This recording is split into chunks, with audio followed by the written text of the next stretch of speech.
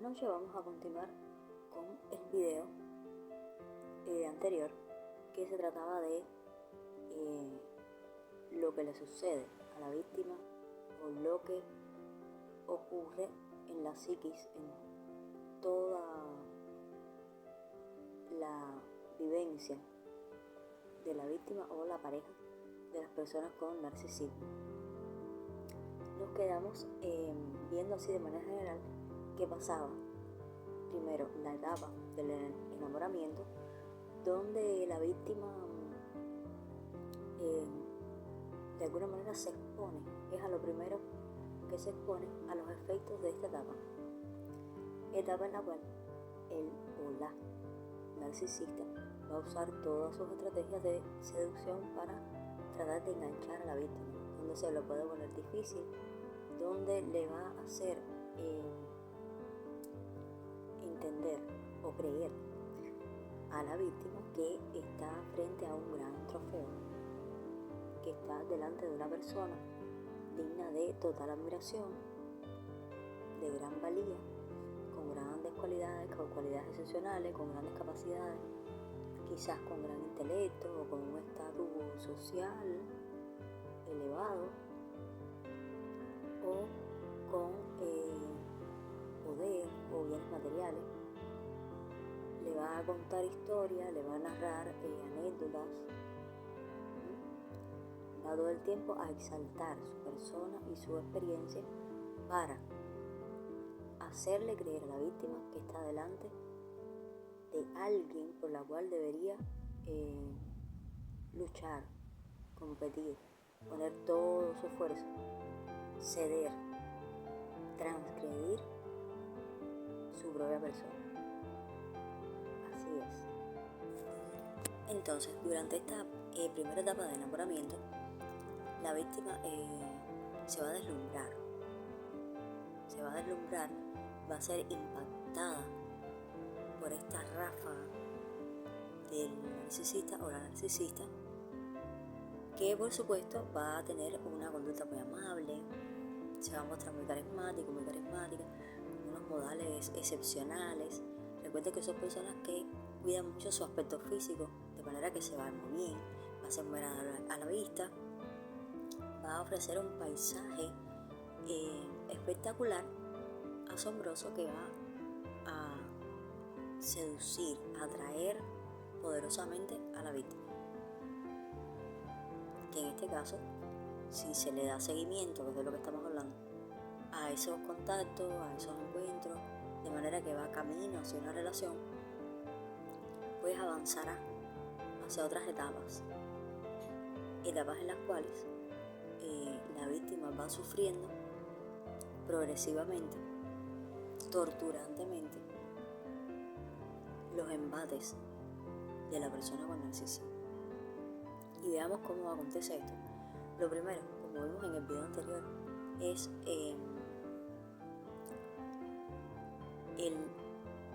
la sensación, iba a decir el sentimiento, no, la sensación, o que comienza a apreciar el desequilibrio en la relación, el desequilibrio en el dar y el recibir.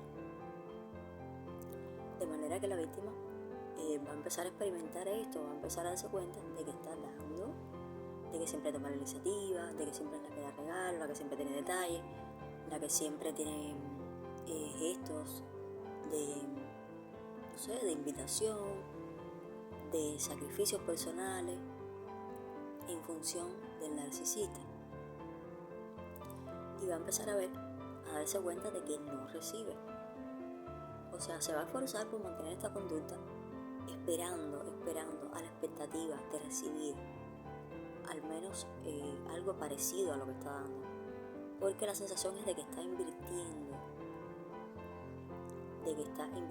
cada vez más de sí, de su tiempo, de su energía, de sus recursos, de su persona en general, en la relación, en él o la narcisista, y sin embargo en esa expectativa se mantiene porque no recibe concretamente lo que espera. Entonces, por momento, la persona con narcisismo puede ofrecer pequeñitas recompensas, o sea, de manera que parezca. Recuerden que toda esa estructura del trastorno está fundamentada en una carencia, compensada con una ideación, con una estructura fantástica de una vida y una persona que realmente el narcisista o la narcisista no tienen ni son. Entonces, partiendo de ahí, veamos que todo va a fluir en torno a lo mismo, a reforzar constantemente esa imagen, esa idea, esa proyección que hacen los narcisistas sobre sí mismos, sobre sus vidas, de personas superiores, en todos los sentidos, y entonces todo va a ir dirigido a esto. Y la pareja es la que más sufre el efecto de esto. ¿Por qué? Porque la persona con narcisismo, si en algún momento tiene algún detalle, es solamente para mantener una imagen, ¿verdad? Porque de golpe no se va a manifestar tal cual es. No se va a manifestar tal cual. O sea, va más o menos, dependencia también del grado de comprometimiento que tenga la persona con narcisismo. O sea, el grado de trastorno en sí. Porque a veces es muy deliberado. Es deliberada la manifestación del narcisismo, de las conductas. Pero otras veces no, otras veces es más sutil. Incluso pueden ser más cuidadosos. Cuidadosos en dejar ver la otra cara de la moneda, la cara oculta de la víctima. Va a empezar a experimentar esto: el efecto del desequilibrio, la no compensación. Empieza a sentir un vacío del otro lado. Empieza a cuestionarse si realmente es valorada, es valorado, si la quieren, si no la quieren, y empieza a instalarse la duda en su mente, la duda sobre todo en cuanto a los sentimientos de él o de la narcisista, de la pareja narcisista, y empieza a contrastar en su vida dos cosas. Uno, esa primera impresión de la pareja narcisista, que fue lo que de hecho produjo un impacto, atrajo, sedujo, convenció. Esa valoración de haber, o sea, de la persona narcisista en sí, la sensación de haber hallado a una persona única, exclusiva, pocas veces vista, de grandes valores. Entonces esto empieza a contrastar con el vacío que experimenta en la relación. Número 1, porque no recibe compensación, y esto es lo mínimo, porque aquí es donde empieza ese tren que avanza en detrimento de la pareja del narcisista o la narcisista. Entonces este tren que avanza es como si la víctima fuera de vagón en vagón, va avanzando, pero va avanzando hacia una condición cada vez peor, porque una vez que se instala esta duda va a tener a la víctima en una dubitación constante, se va a instalar en todo su sistema, en su psique, en su mente, va a ocupar la mayoría del tiempo. La duda va a producir cierto grado de estrés, de ansiedad, porque va a estar buscando constantemente respuestas que no va a obtener, o que quizás le parece que obtiene por un momento, porque parece que la pareja narcisista sí está interesada, la quiere, no la quiere, porque a su mente siempre va a traer a memoria, queriendo o no, las primeras experiencias. Esas primeras experiencias donde parecía que todo estaba perfecto. Entonces, esas primeras experiencias van a empezar a contrastar con lo que se va a encontrar o con lo que va a tener que lidiar la víctima poco a poco, que es, número 1, la insatisfacción de la no recompensa. Repito, eso es lo primero. Va a empezar a experimentar los cambios de humor o las rabietas, las berretas, la ira, explosiones de ira repentina, las críticas, la indiferencia, la laceración de su propia autoestima. ¿Cómo? ¿De qué manera? Las críticas, porque va a llegar un punto en que todo lo que haga la pareja del narcisista o la narcisista, todo lo que haga va a ser criticado, desde la manera más sutil, que pueden ser bromitas que son bastante lacerantes y que entran a la mente de la pareja, nunca como broma. Ya sabemos que las bromas se usan para decir o transmitir grandes verdades disfrazadas de humor, entre comillas. Entonces, la mayoría de los narcisistas usan este mecanismo de las bromitas que van dirigidas a la burla. Específicamente puede ser de la manera de vestir de la pareja, de una parte de su cuerpo, de cómo habla, de lo que hizo, de cómo lo hizo. Se puede burlar de todo, de sus proyectos, de sus sueños, de una amistad, de un familiar cercano, de cualquier cosa que sea valioso para la víctima. Empezando por ahí, además de las bromitas,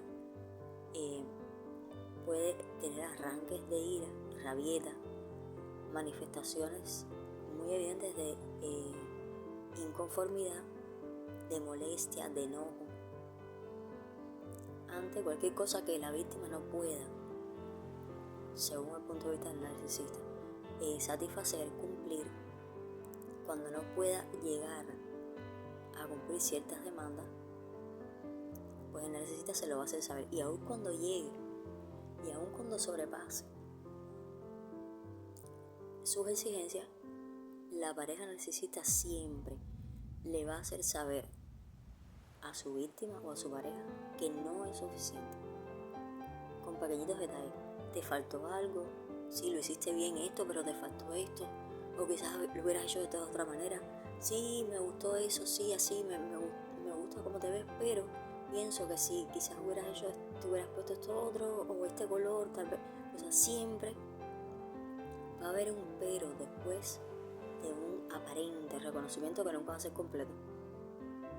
Y después de ese reconocimiento, que ellos pueden usar para estimular como carnada, siempre va a haber la oración final, que va a ser de disconformidad, de no complacencia, de disgusto. También porque van a expresar disgusto, se van a enojar, van a hacer, pueden hacer grandes dramas o escenas teatrales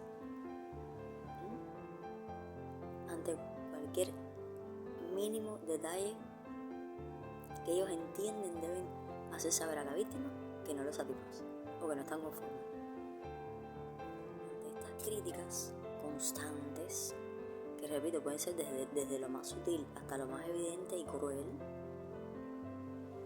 porque a veces son críticas descarnadas que avergüenzan a la víctima, incluso delante de otras personas, en público. Pueden usar ese recurso para avergonzar grandemente a la pareja. La víctima va a empezar a sentir dos cosas: vergüenza de su propia persona, de su conducta. Se va a empezar a cuestionar su propia conducta, su funcionamiento. Va a empezar a cuestionarse si realmente llega a la estatura del narcisista o de la narcisista, según su apreciación, según le han hecho creer. Va a empezar, además de avergonzarse, a dudar de sus propias capacidades, de su potencial. Va a empezar a dudar de sí mismo. O sea, una persona que normalmente y conocida por todos, tiene cualidades, tiene potencialidades, va a empezar a dudar de sí mismo o de sí mismo, porque de eso se va a encargar la persona o el narcisista, de constantemente hacerles dudar de sus propias capacidades a la pareja. Y recordemos que eso es un cuentagotas diario, es un trabajo arduo, constante y progresivo, porque va en aumento. Va en aumento. Mientras más se desestabiliza la víctima, pues más manipulable es y más usable por el narcisista o la. Entonces esto es que una cosa lleva a la otra, es un ciclo que es muy, muy difícil de romper así abruptamente, ¿no? Es difícil. ¿Por qué? Porque la víctima, al empezar a chocar con esto, además de que se empieza a sentir que no es parte de la relación, empiezas a experimentar una sensación de vacío, de soledad estando acompañado o acompañado, entre comillas.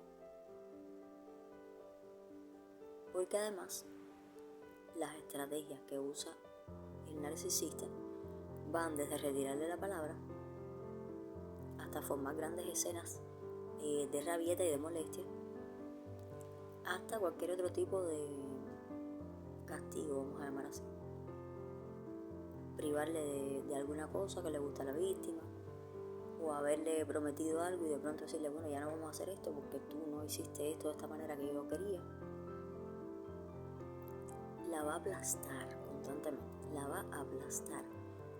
Va a aplastar su autoestima, va a ir trabajando en la autoestima para apagar o para opacar todo aquello que pueda constituir una amenaza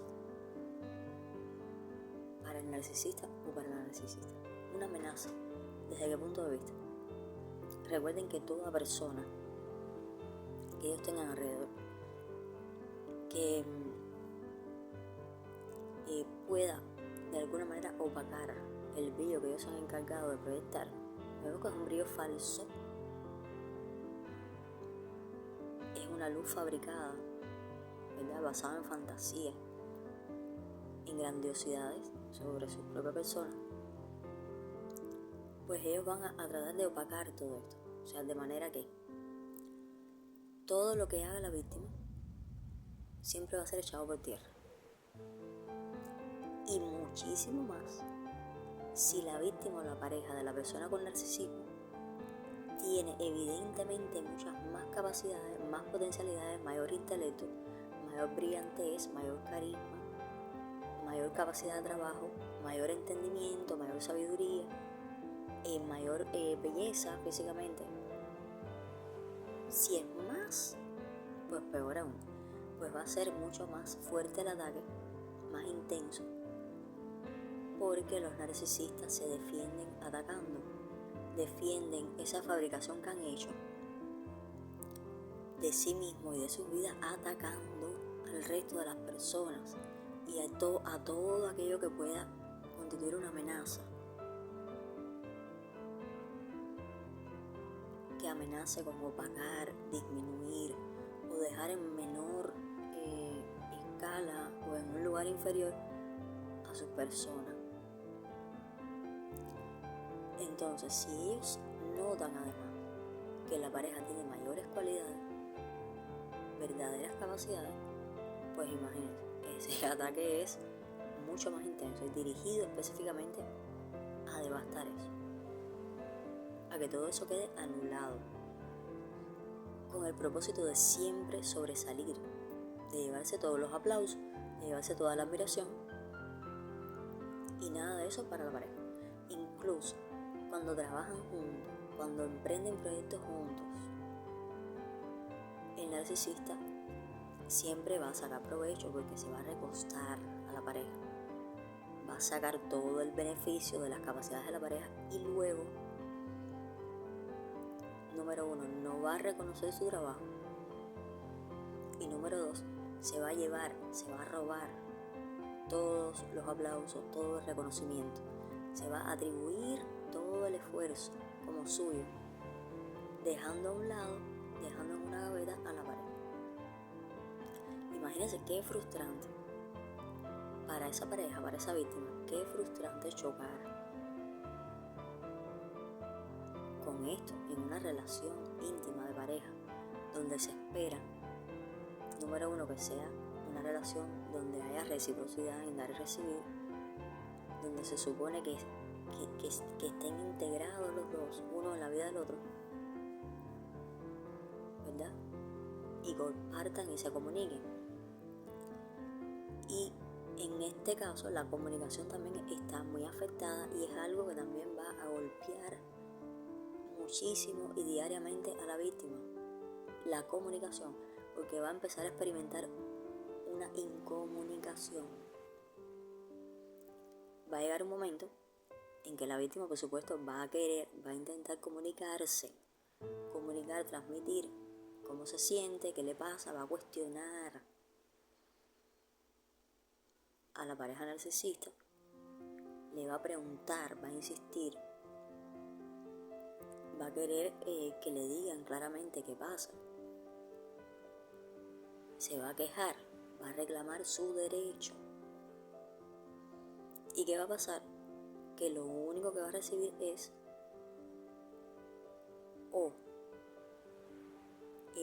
que el narcisista levante un muro en comunicación, de manera que corta la conversación o cambia el giro de la conversación, le da una vuelta para no prestar atención, para hacerle saber a la víctima que lo que está diciendo y transmitiendo no es importante,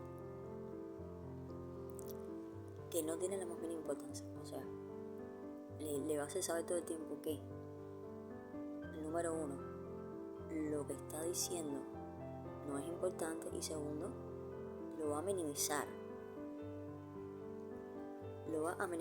o simplemente no le va a dar lugar a la conversación, al diálogo.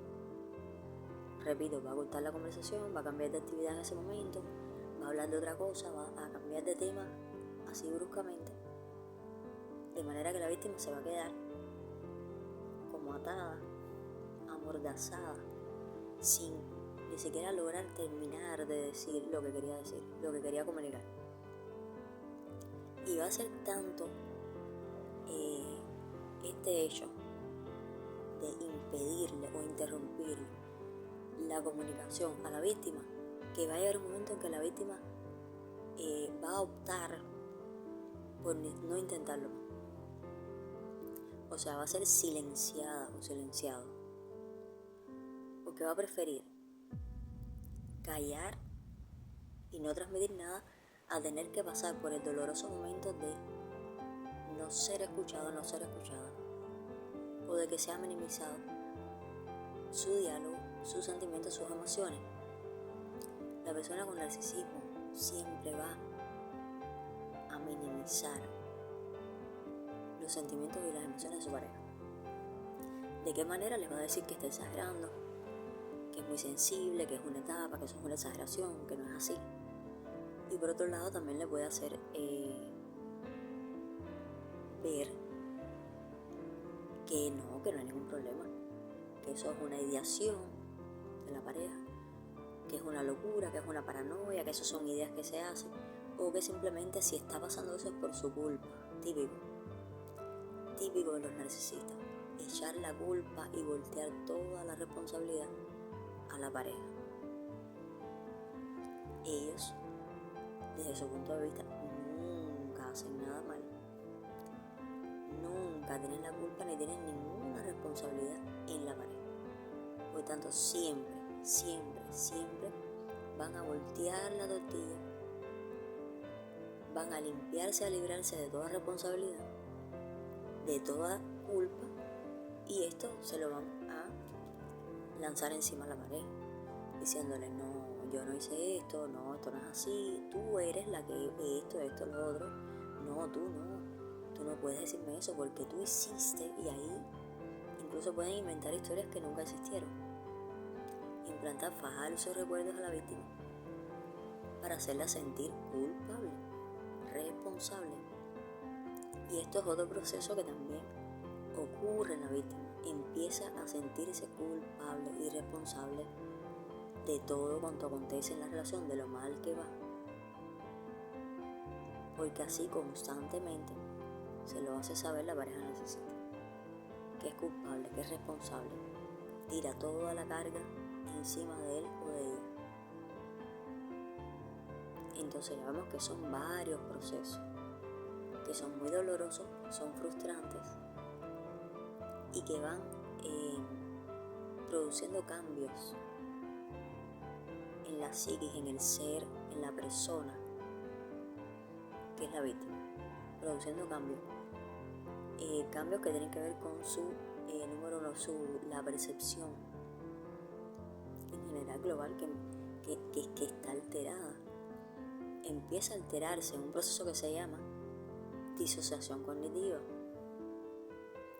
en la cual la víctima está viendo conductas y actitudes de su pareja que no entiende y que no le entran, no le cabe en la cabeza, no logra aceptarla, porque contrasta con, número uno, lo que le dice con palabras él o la narcisista, y número dos, con las experiencias positivas que vivió en algún momento, que le hicieron creer, que le hicieron sentirse verdaderamente amada o amado. Entonces, ¿qué pasa ahí? Que la persona no entiende, empieza a experimentar un alto grado de confusión y de disociación, donde no le encaja la realidad que está viviendo con lo que el narcisista o narcisista le dice. Por ejemplo, o sea, el narcisista le puede decir: no, estás equivocado, yo te amo a ti, por eso estoy contigo, estoy aquí porque te amo. Y sin embargo, sus conductas de lacerar su autoestima, ser indiferente ante los sentimientos y las emociones de la víctima, no escuchar, ofender, ¿verdad? Todo esto contrasta, va en contra, es contrario a aquel amor que dice tener. Entonces, esto empieza a instalarse también en la mente, en la psiquis de la víctima. Esta disociación que la mantiene en una constante confusión y cada vez más grave confusión. Entonces, esta confusión lleva a la víctima constantemente a buscar una respuesta. Y esta duda constante se convierte en un punto X en obsesión. Que la base de la obsesión, la raíz, no es más que una duda, que dudar, que no tener seguridad. La víctima experimenta una alta inseguridad, empieza a experimentar ansiedad que puede convertirse en un síndrome afectivo ansioso, literal. Empieza a experimentar poco a poco todos los efectos del estrés, porque van a pasar otras cosas que también lo vimos en el video anterior, pero lo vamos a recapitular porque es parte